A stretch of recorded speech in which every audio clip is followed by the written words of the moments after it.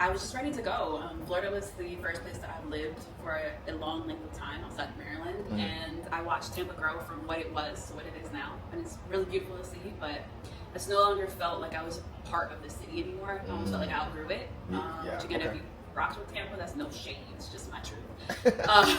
But yeah, I felt like I outgrew it, and so one of my life goals was always to visit all 50 states. Yeah. And I've heard that on a video before. Yeah, and I thought that I would be able to do that until I was retirement age. So when I found the site that I use now, which is Trusted Housesitters, it allows me to be a house sitter in exchange for other travelers who need to leave, have pets that they need to maybe take care of, or plants or whatever. And I was like, maybe I can do this all year. And that's what I did. So just pushing myself out of my comfort zone enough to realize that I wasn't happy where I was, and there's an opportunity to make myself happy full time. Who wouldn't choose that? Right. Okay.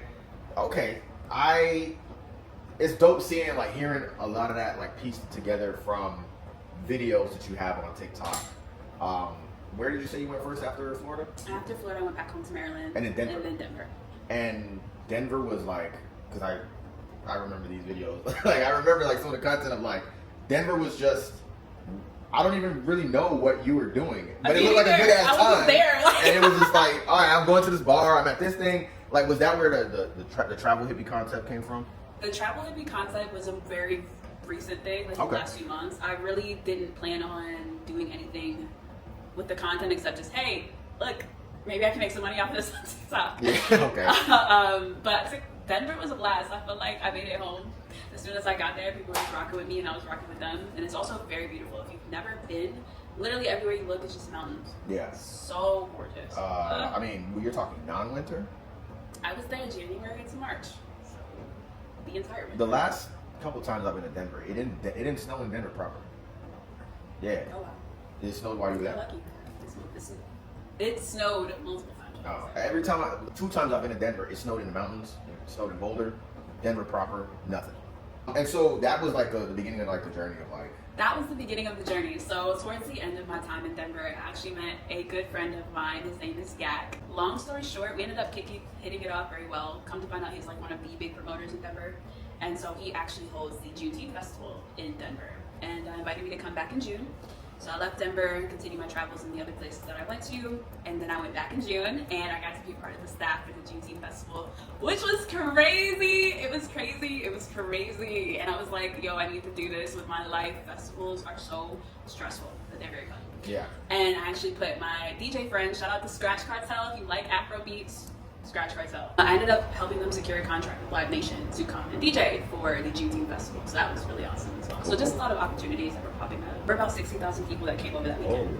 Over that 2-day weekend, yes. It was stressful. I was tired. Damn. Over that weekend, I think I slept maybe like 4 or 5 hours between the 2 days, and I barely got to eat because it was just so busy. And we had Music Soul Child there as well. Okay, that's dope. So one thing that I observed in myself as I started traveling super fucking heavy a couple of years ago was like the fact that I'm always leaving Tampa means I'm away from friends and family.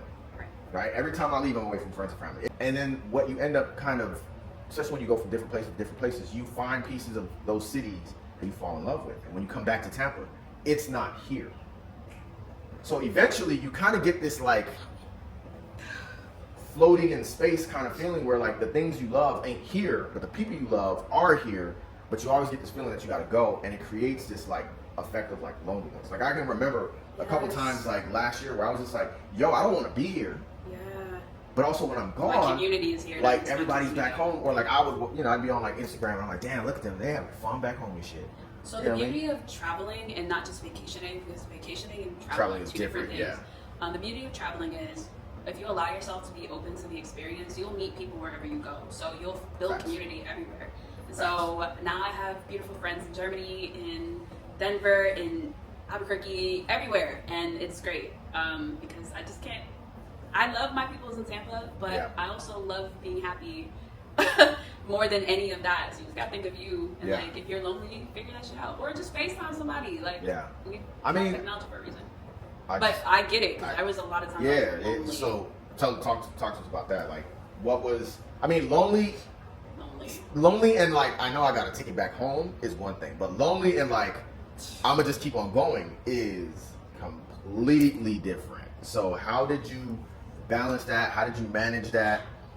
How did you even move through that? Like that's wild. Ooh. Home is a concept, not a place. But like homesick meaning like there's always a comfort zone to go back to.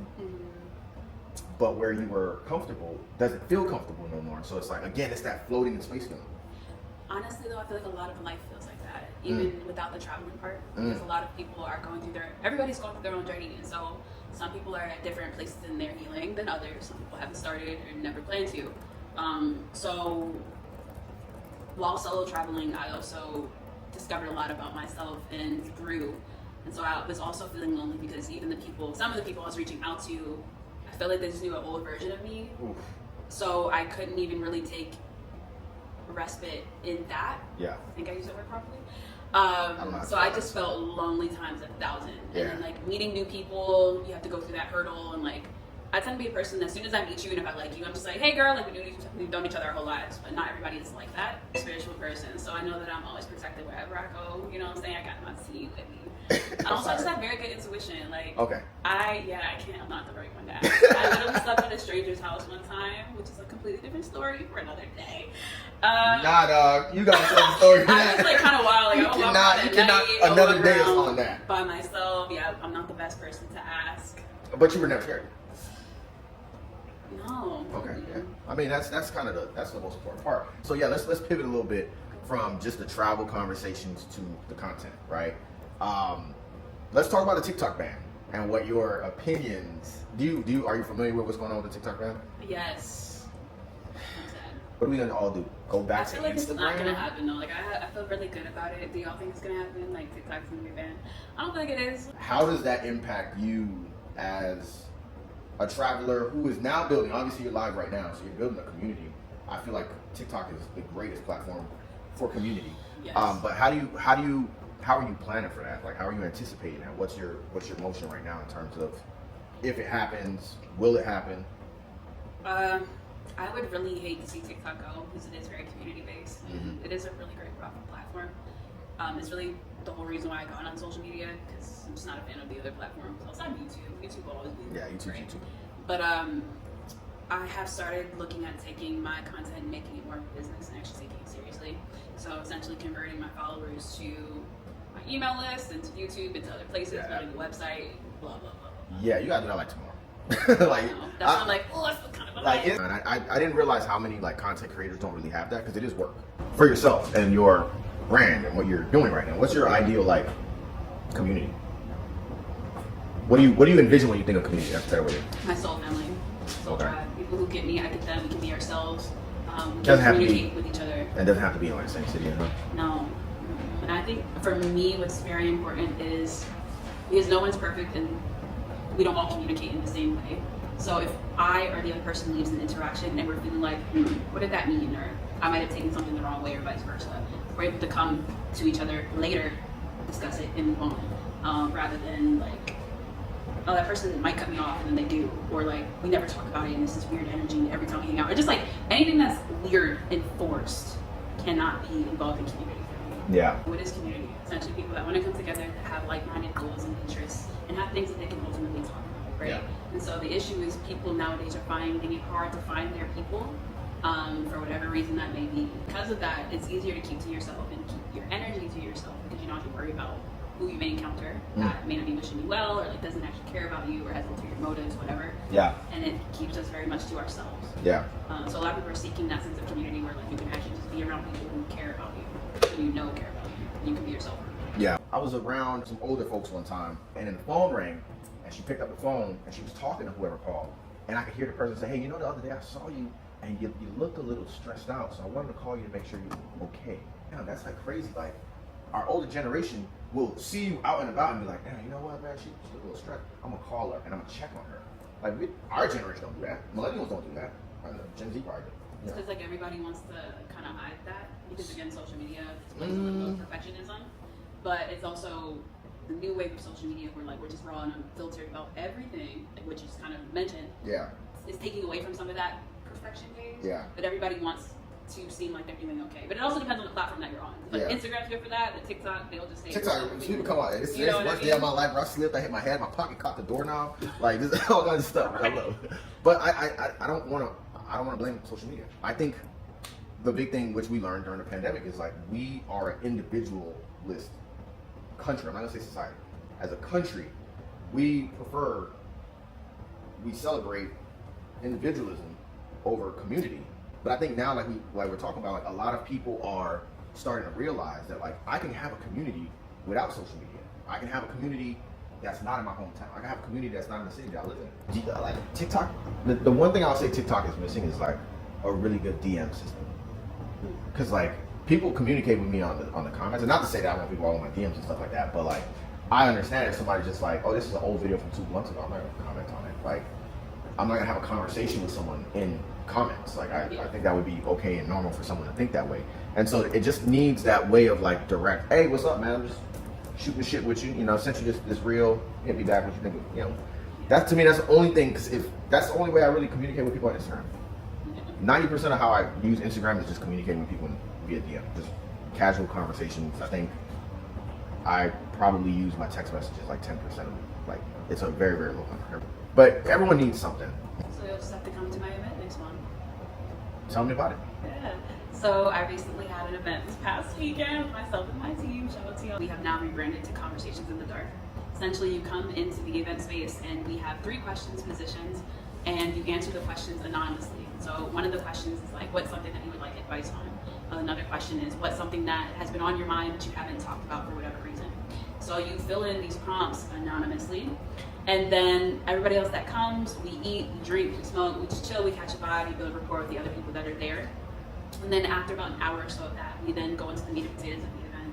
So I led everybody through a breathwork session, which was very much needed and very nice. And then we moved into answering the questions. And essentially, it gave everyone a voice. Everybody was able to be heard and express themselves in a safe environment, judgment-free zone, and nothing that was shared in the circle leaves the circle. And I don't know if you saw the content, but like we decorated it, kind of like, just think like inner child, like a fort vibes. Like and then I had flowers spread, the candles, and like psychedelic light. It was such a vibe. And so obviously you're like high or lit, drunk, whatever. And so you just have a platform to say what's on your mind and build community with people. Okay, dope. Yeah, man, I think the next wave of all things, I think the next wave of social media, I think the next wave of just people interacting with people getting to know new people, even in the job market too. Like job market right now, if you don't have a referral, if you don't have an in, you're not getting a job. Yeah. So it's like, there are so many things leading to just people needing to be part of community. I have no doubts that the next big social media trend is gonna be community platforms. Like it's already becoming a community feature, like WhatsApp, like I mentioned, broadcast channels, which I actually hate. I don't like broadcast channels because like it's a one-sided conversation. Like that's not community, that's like a fan base. But I think the next big wave, like I said, is gonna be people building communities that people can join, that they can monetize, that people can share resources, information, all that kind of stuff without it being public. We got Jem, the travel hippie, with us. Right into this conversation, we've been talking travel, we've been talking community, social media, and of course your events. So I know we can't expect you to be here long. Oh no, time, like you're here for a good time, not a long time. So what's next for you? I'm very confident in where I'm going. I am heading to South America in the summer, and that event that I just described to you, we're building it up so that it can actually be a thing here in Florida, and building a team around that so that when I leave, someone else can take my place, continue to run it, and then I branch out to the countries that I'm going to, because we are everywhere. So if you're going to another country and you're a traveler, you're called an expat. So expats are everywhere.